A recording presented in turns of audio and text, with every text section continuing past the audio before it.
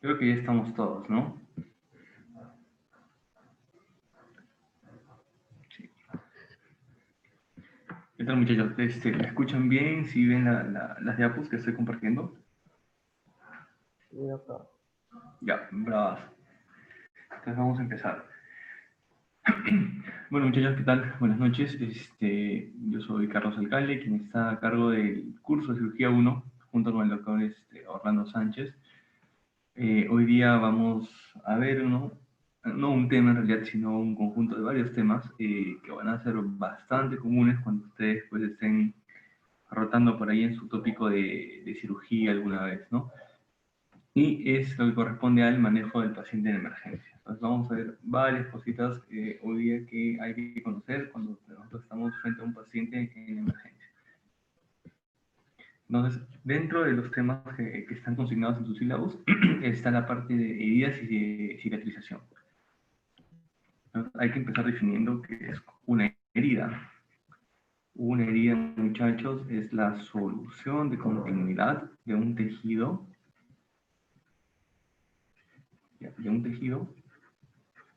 que es producida, ¿no? Esa solución de continuidad por un agente externo.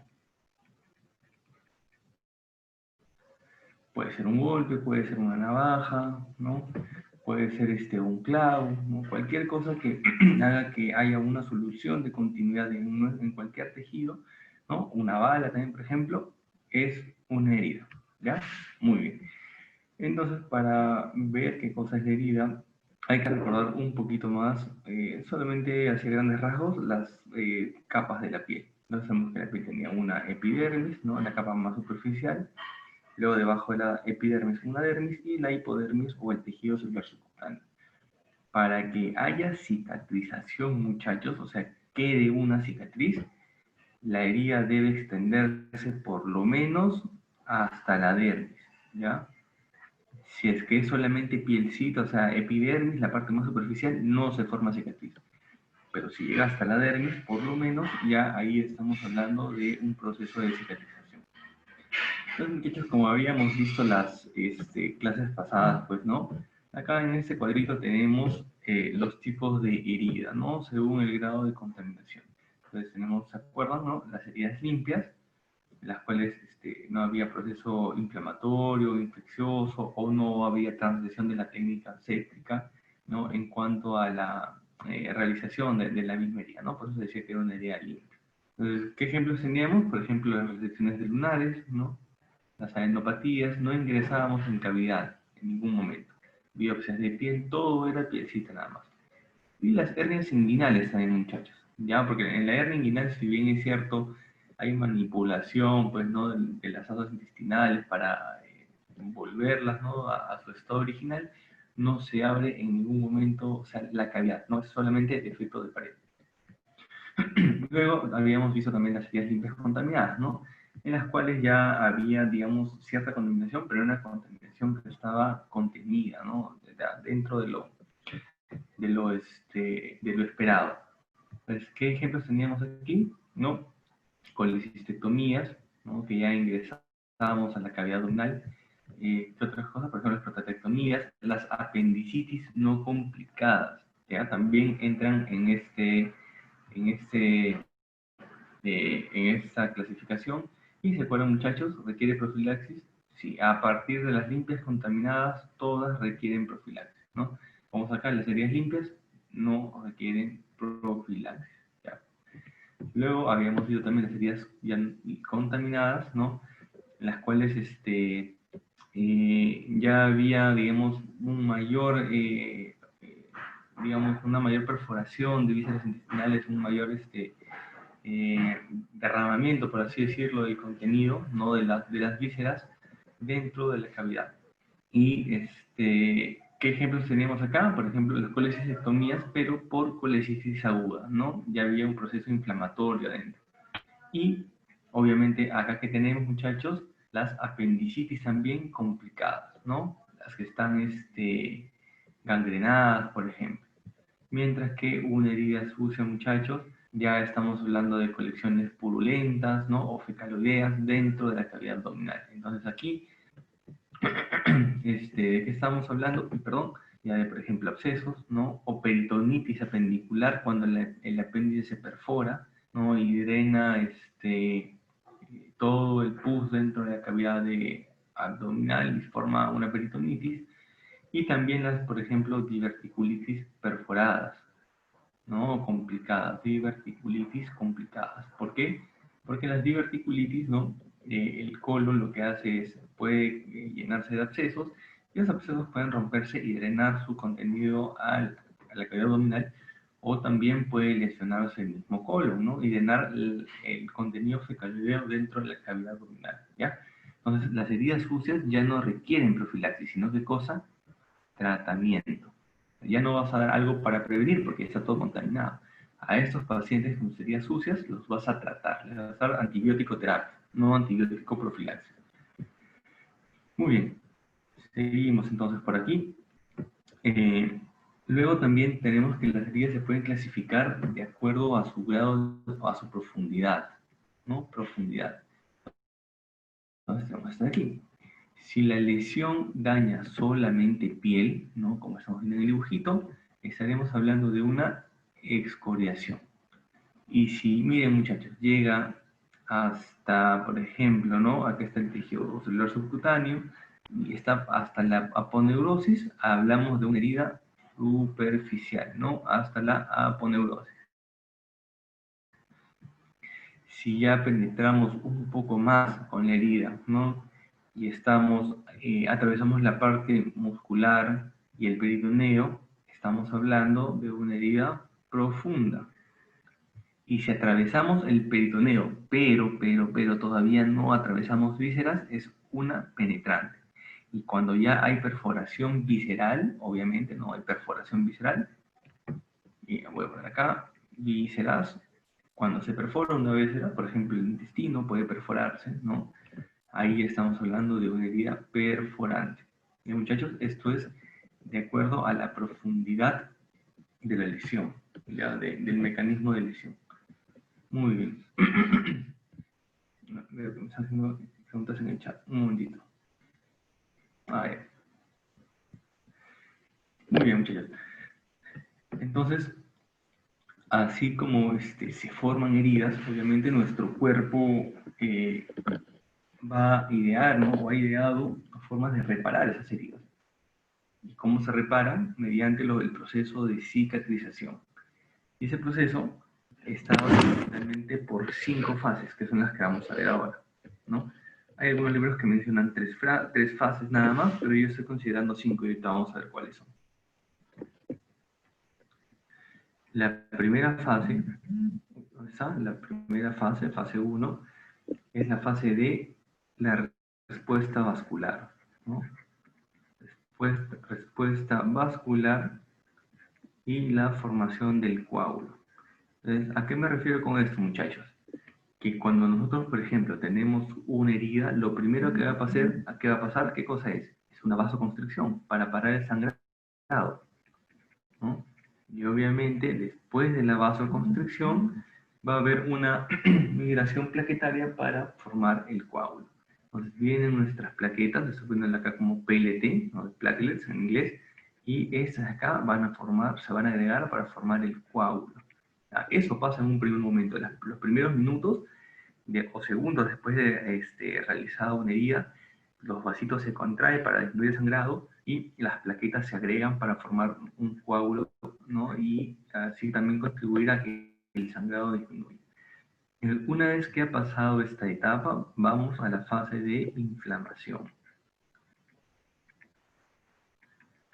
¿Y qué es lo que pasa aquí, muchachos, en esta fase de inflamación? En esta fase de inflamación hay migración ¿de quién? De los, voy a poner acá, leucocitos. ¿Y de qué leucocitos, muchachos, específicamente? Primero los neutrófilos, que siempre son la primera línea, ¿no?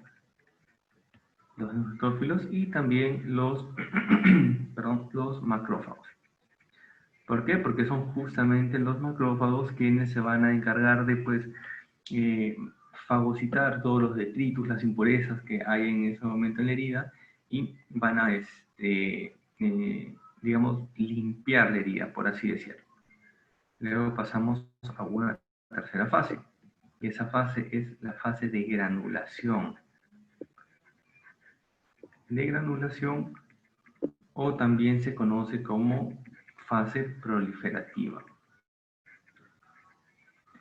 ¿Por qué proliferativa? Porque,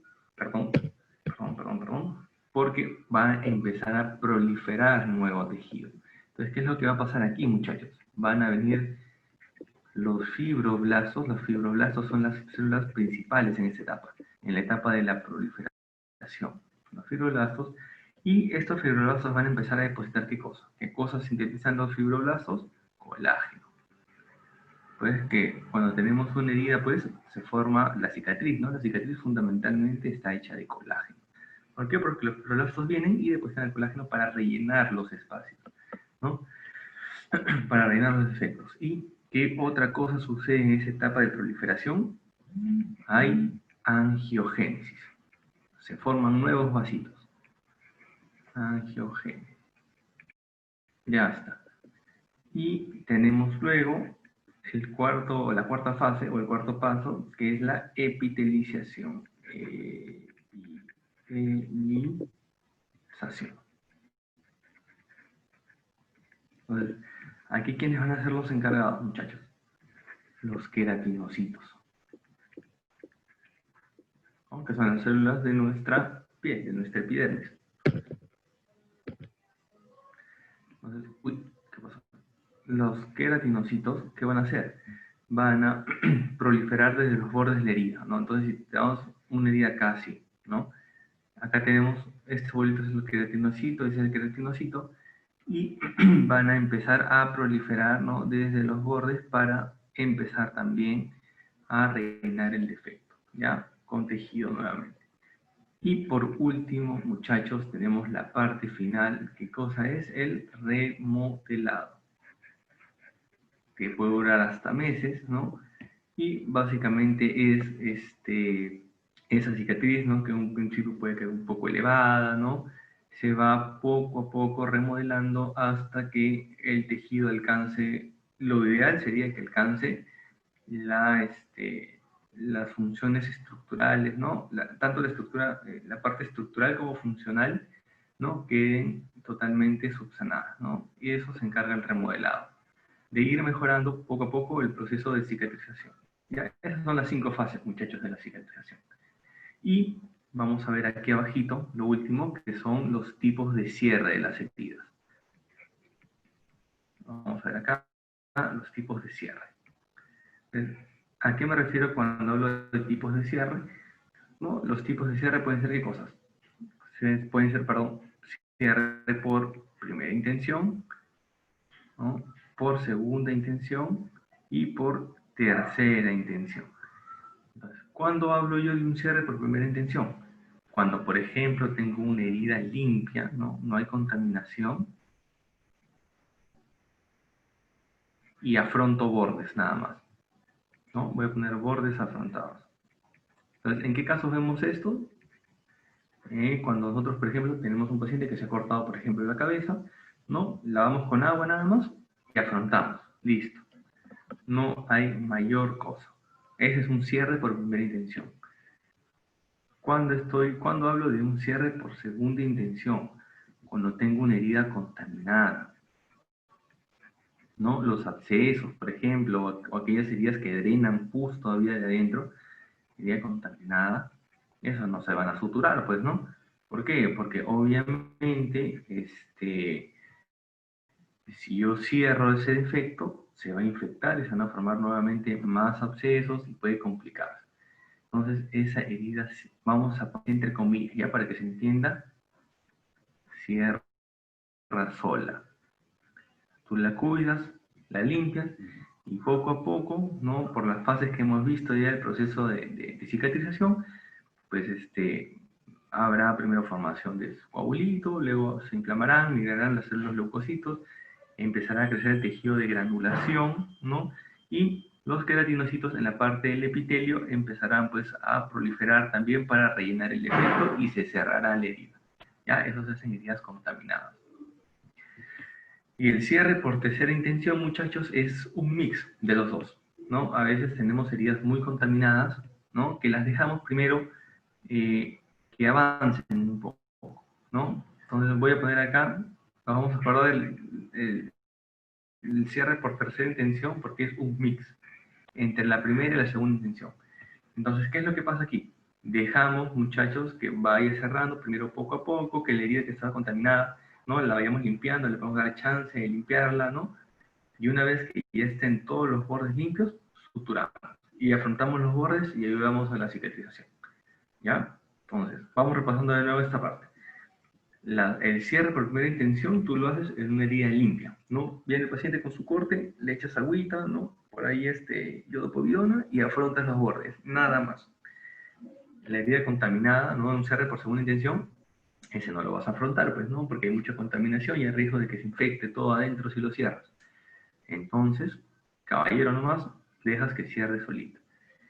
Y el cierre por tercera intención es un mix de ambos. Entonces, puedes dejar primero que hay un cierre por segunda intención, ¿no? De repente un par de días, a ver cómo va mejorando la herida. Y luego cuando ves que ya no hay nada de contaminación, afrontas los bordes para ayudar a que cicatrice. Muy bien, muchachos. Entonces, esto es lo que corresponde a heridas y cicatrización. Si desean, tomen un screenshot para poder continuar con la clase.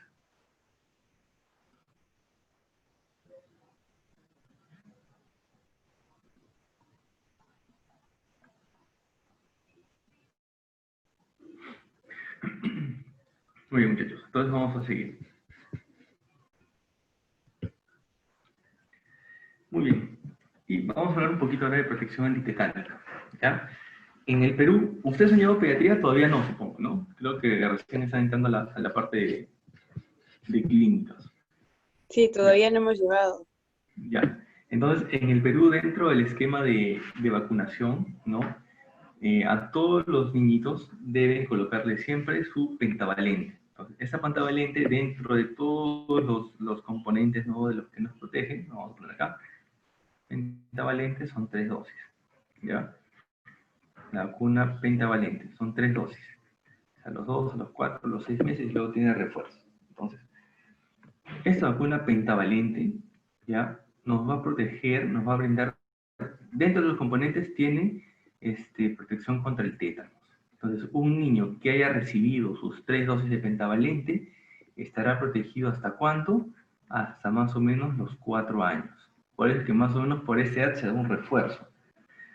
Y si un niño adquiere su refuerzo, ¿no? De la pentavalente, estará protegido hasta los cuántos años más o menos, hasta los 10 años por ahí. Y usualmente cuando están en época escolar, ¿no? Si ustedes tienen hermanitos, ustedes mismos se recuerdan, se les vuelve a dar otro refuerzo, ¿no? Ya no es la pentavalente, sino ahora se da refuerzo solamente con el toxoide, con el TD, ¿no? Refuerzo. Y este refuerzo ya nos protege hasta más o menos la edad adulta, hasta los 60 años por ahí. ¿Ya? Entonces, a partir de los 60 años ya recién podría uno nuevamente aplicarse el refuerzo. Pero más o menos, la mayoría de niños tiene sus 3 dosis de pentavalente. Entonces, eso hay que tener en cuenta. Siempre que tengan una herida en un niño, ¿no? En un niño sobre todo, pregúntenle a la mamá si está con sus vacunas al día. ¿Por qué? Porque dependiendo de eso se darán nuevas dosis, ¿no? O se observará nada más. Entonces, cuando nosotros tenemos una herida, hay que considerar dos cosas, muchachos. Una cosa es, ¿no? Hacerte un cortecito, pues jugando, ¿no? Y otra cosa que es una herida limpia, es un corte nada más. Y otra cosa es una herida que se llama tetanígena, ¿no? Tiene harta probabilidad de tener o de que te contagies de tétanos. Entonces, ¿cuáles son ejemplos de heridas tetanígenas? Vamos a verlos acá ahorita. Por ejemplo, una herida tetanígena es una quemadura, ¿no? Con más de 6 horas de evolución. ¿Cuál otra es una herida tetanígena? Aquellas heridas que tengan tejido desvitalizado, bordes necróticos.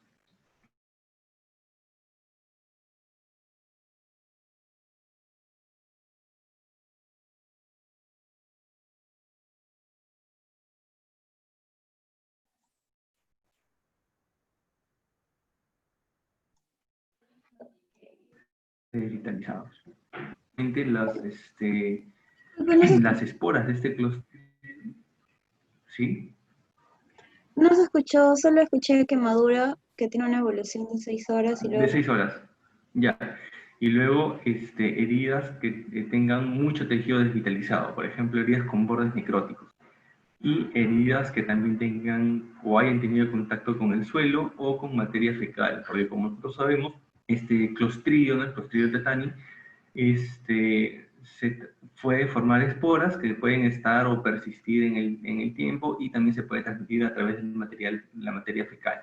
¿Ya? Entonces, si ha tenido contacto, por ejemplo, con suelo, con materia fecal, o si, por ejemplo, hay un cuerpo extraño adentro de la herida, o un clavo, por ejemplo, o una astilla de madera.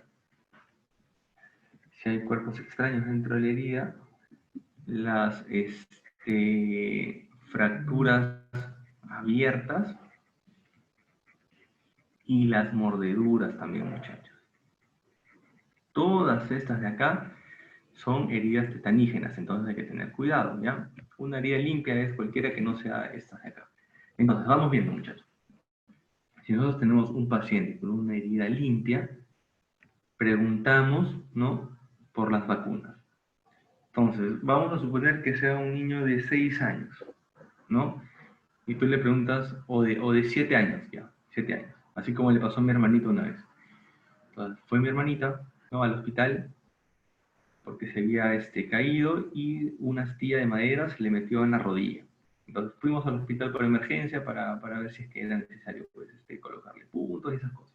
Entonces, ¿qué es lo que hizo no sé si era su interno o residente en esa época? Nos preguntó, ¿tiene vacunas completas? Sí, ¿no? Entonces, acá vemos, no tiene sus 3 dosis, pero, tenía 7 años, entonces la pentavalente nos protege solamente hasta los 4 años, más o menos, ¿ya? Entonces hay que ver, ¿no? Si ya tiene más de 4 años, entonces ella se ameritaría una dosis de vacuna, ¿no? Nuevamente para profilaxis post-exposición de tétano.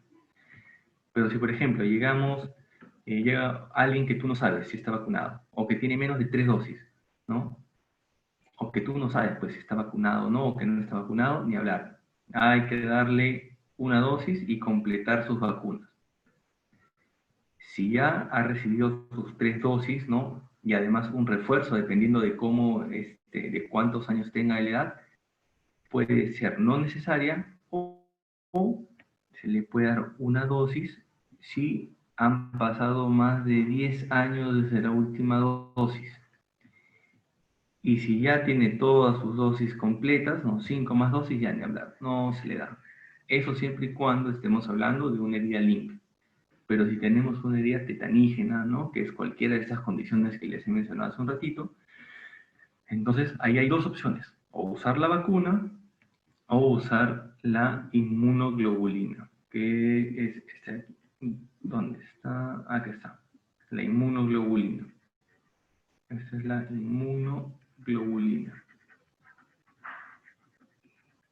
Listo.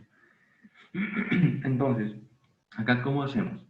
Si tenemos una herida tetanígena, preguntamos, ¿no? Paciente no vacunado, menos de 3 dosis, o que no sepamos, ¿no? Ya le ponemos su dosis, igual, una dosis y completar la pauta de vacunación.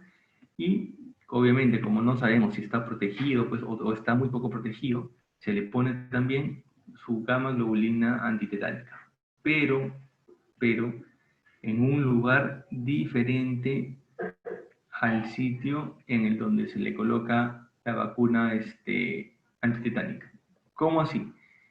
Vamos a suponer que llega uno de ustedes, bueno, que deben estar en sus 20 y que solamente han recibido sus 3 vacunas pentavalentes, o sea, nada más. Entonces, en teoría, si ustedes llegan, cualquiera de ustedes, que solamente ha recibido 3 vacunas, llega con una herida, pues no vamos a poner con una mordedura de perro.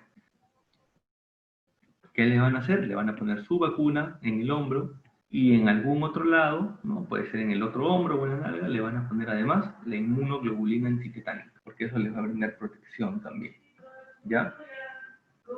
Ahora, si tenemos una herida tetanígena y el paciente ha recibido 3 o 4 dosis, o sea, ya está más o menos inmunizado, no es necesaria o se le puede dar si la última dosis ha sido hace más de 5 años, ya no 10, sino 5, se reduce a la mitad del tiempo. Y se le dará inmunoglobulina solamente en heridas de alto riesgo. ¿A qué me refiero con heridas de alto riesgo? Vamos a ver. Aquellos pacientes que, por ejemplo, tengan o algún grado de inmunosupresión, ¿no? Pacientes con VIH, por ejemplo, y aquellos pacientes o aquellas personas cuyas heridas sean extensas, ¿no? Una cosa es, por ejemplo, una quemadura de más de 6 horas solamente en tu mano, y otra cosa es una quemadura de más de 6 horas que comprometa pues, tu tronco, ¿no? Todo el tronco y gran parte de las extremidades inferiores, ¿no? Las heridas de gran extensión. Esas son heridas de alto riesgo. ¿Ya? Pacientes inmunosuprimidos o que tengan heridas de gran extensión. A eso sin hablar, hay que darles inmunoglobulina también. Y si el paciente ya ha recibido más de 5 dosis de vacuna antitetánica, ¿no? Y es una herida tetanígena, no es necesario o se puede considerar no dar una dosis si es que ya han pasado más de 10 años de la última dosis. Igualmente la inmunoglobulina solamente en heridas de alto riesgo, que son las mismas de aquí, ¿ya? Eso es en cuanto a la protección antitetánica post-exposición, ya la profilaxis para que no nos dé el tétano. Muy bien, muchachos. Entonces, si desean, tomen su papel de pantalla y seguimos. Ah, me estaba olvidando. Para dar inmunoglobulina antitetánica hay una dosis. ¿Cuál es esa dosis? Se le da 250 unidades internacionales, ¿ya? Pero si la herida ya tiene más de 24 horas o el paciente pesa más de 90 kilos, ¿no? Acá ya no se le da 250, sino se les da 500 unidades internacionales de inmunoglobulina. ¿Ya? Muy bien. Ese dato para que lo tengan ahí. Ya está, muchachos. Tomen su captura de pantalla y seguimos.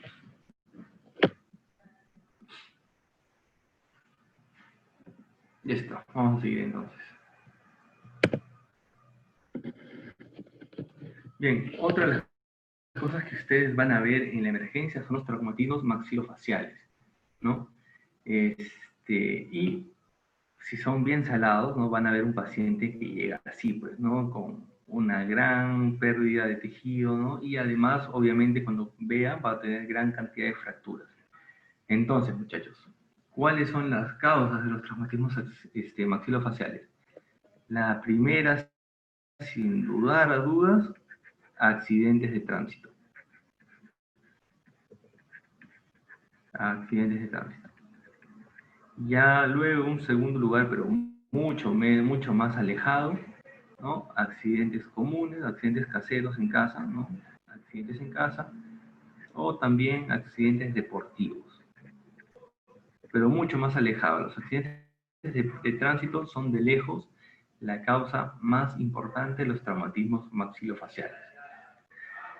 Entonces, muchachos, miren, si nosotros agarramos y dividimos toda nuestra cara, ¿no? En 3 partes, vamos a encontrar, ¿no? Podemos dividirlo en 3 tercios. Tercio superior, un tercio medio y un tercio inferior. Y cada uno puede afectar diversas estructuras. Entonces, en el tercio superior, ¿qué estructuras podrían estar afectadas? El hueso frontal, perdón, el esmoides, ¿no? Y por ahí también algunos huesos de la órbita. Si nos vamos al tercio medio, ¿no? Ponemos aquí en el grafiquito, ¿quiénes estarán afectados? Maxilar superior, la nariz, ¿no? La nariz.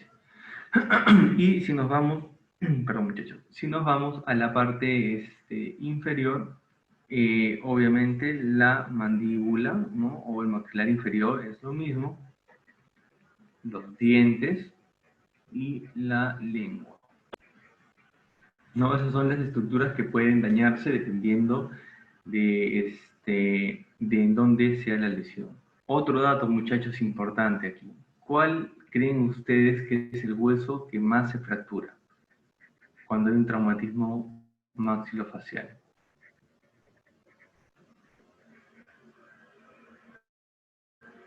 ¿Saben? Ha sido pregunta de NAM. No recuerdo si el año fue 2003, 2004, por ahí.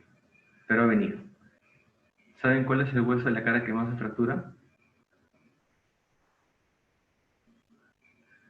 No se preocupen, yo les voy a decir. Es el nasal. Los huesos propios de la nariz son los que más se fracturan. ¿Ya? Listo. Entonces, ante cualquier traumatismo maxilofacial, muchachos, nosotros vamos a seguir este algoritmo de tratamiento. ¿Ya? Entonces, primero, nos vamos aquí. Valoramos la obstrucción respiratoria, ¿no? El grado de hemorragia, vemos si es posible aspirar, y luego otros traumatismos. Entonces, esto de acá, ¿qué cosa es? Atención vital, el ABC. ¿Por qué, muchachos? ¿Ustedes creen que un paciente que llega así, ¿no? Como en esta foto, va a ser posible intubar? O sea, meter un tubo por acá, no, ni hablar, pues, ¿no? Ni siquiera le veo boca ahí a este paciente. Entonces, sin ni hablar. Hay que, primero siempre, el ABC, ¿no? Vía aérea, respiración y circulación. ¿Ya? Siempre hay que ver eso. Ya está. Entonces, a este paciente ni hablar, no lo intubamos, ¿no? Le hacemos una traqueostomía y lo intubamos por la tráquea, pero no le metemos el tubo por la garganta. Entonces, luego del ABC, pasamos a la exploración. Exploración física, o sea, nuestro examen físico, y nos podemos valer también de algunos estudios de imágenes, ¿no? Para los traumatismos maxilofaciales. Y por último, pues tratamiento, ¿no? De las heridas, ¿no? En este caso, las heridas de piel, bastante agüita, ¿no? Y hay que tener, pues, ¿no? Cuidado con retirar cuerpos extraños, hay que limpiar bien los bordes y hay que dar su profilaxis. Siempre, muchachos, ¿no? ¿Se acuerdan, no? Heridas de gran extensión, profilaxis antitetánica y sus antibióticos. Y obviamente su analgesia, ¿ya? Y la sutura, como habíamos visto, ¿se acuerdan? Se puede diferir cuando hay una herida muy contaminada, ¿no? Después de 6 hasta un día podemos esperar a limpiar bien los bordes y luego ya podemos afrontar. Muy bien, muchachos. Vamos a ver ahorita algunos tipos de traumatismos maxilofaciales que son los más comunes, o al menos los que más se preguntan.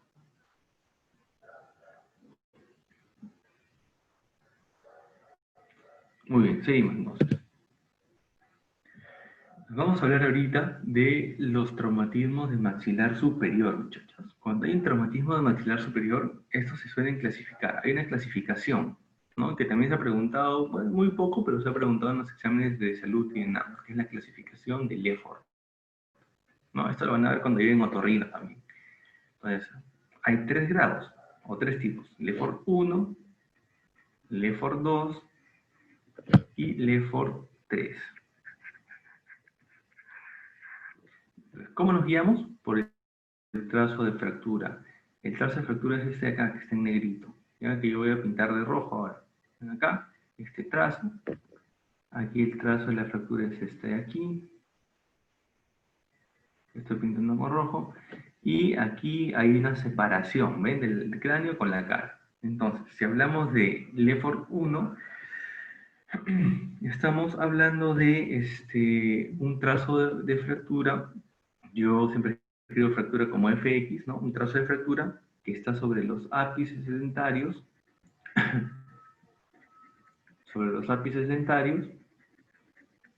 y que se expande hasta la apófisis pterioides.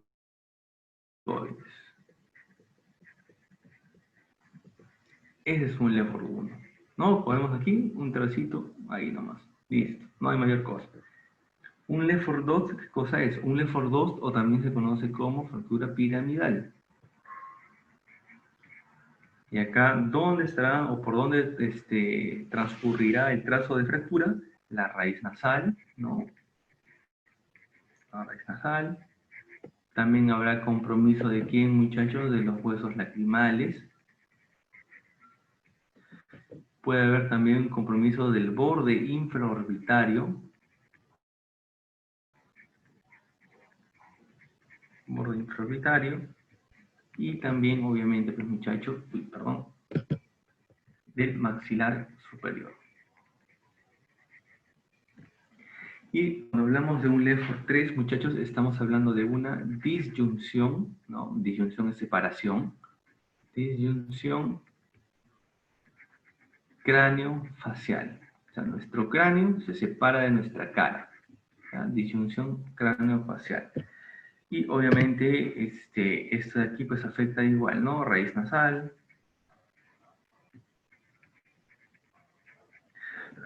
Los huesos lacrimales también. Puede haber afectación del cigomático o malar, ¿no? De su apófisis frontal. La cosa es que se separa prácticamente nuestro cráneo, ¿no? De nuestra cara, ¿no, muchachos? Entonces, ¿cuáles son las manifestaciones clínicas de las fracturas de maxilar superior? ¿No? Si es que hay compromiso pues, de las órbitas y de los vasos que están adentro, a ver qué cosa, hematoma periorbitario, ¿no? Se acumula sangre, eso hemos visto en la clase pasada, alrededor de nuestras órbitas oculares. ¿Qué otra cosa puede haber? Si es que hay también, muchachos, fractura dentro de la nariz, ¿no? Dentro de los vasitos, puede haber también epistaxis, que también lo vamos a ver hoy día.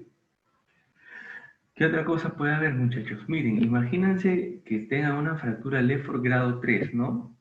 Su cara obviamente se va a deformar. Puede haber lo que se conoce como alargamiento de la cara o también se conoce como cara de plato. Tu cara se aplana. ¿Por qué? Porque se está separada, pues, ¿no? La parte del cráneo y la parte de la cara. Y obviamente puede haber también, pues, mala oclusión, ¿no? Problemas para cerrar la boquita, mala oclusión. Y en algunos casos puede incluso haber hasta otorrea. ¿Ya? Muy bien. El diagnóstico, muchachos. El diagnóstico, o sea, además de la clínica, lo que nos ayuda más a definir un traumatismo en cara siempre, ¿qué cosa es? La tomografía. Tomografía axial computarizada. Eso nos ayuda más siempre. Y el manejo de estos casos siempre es quirúrgico. No hay vuelta que darle. ¿Y qué usamos siempre? Las piniplacas, ¿no? Son instrumentos metálicos chiquititos que se pueden usar para la osteosíntesis de los huesitos. Obviamente, el manejo quirúrgico es el definitivo, ¿no? Pero siempre tienen que hacer lo que hemos visto, ¿no? Primero el ABC, luego toda la secuencia que ya hemos visto en la diapo anterior, que es esta de acá, ¿ya? Entonces, primero siempre ABC, luego exploración física, ¿no? Física, y luego manejo de heridas. Manejo de heridas. ¿Ya? Pero el tratamiento definitivo es el quirúrgico. Ya, muchachos. Muy bien. Entonces tomen su captura de pantalla y vamos a